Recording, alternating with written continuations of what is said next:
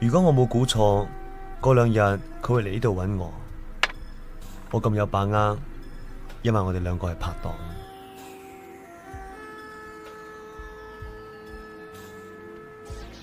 做拍檔，除咗你了解佢之外，你都要俾機會去了解你。所以有時我會留低一啲線索俾佢，等佢知道我最近做過啲乜嘢，去過啲咩地方。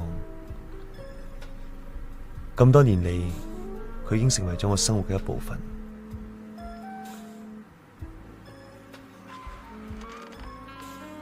不過任何嘢都會過去。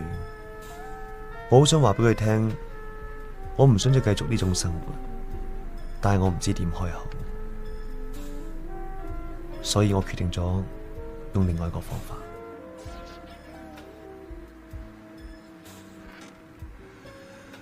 如果過幾日有女人嚟揾我，你幫我將5蚊交俾佢，話俾佢聽我幸運號碼係100 100。100 100，其實係呢部點唱機入邊一首歌。佢聽完呢隻歌之後，佢應該明白我嘅意思。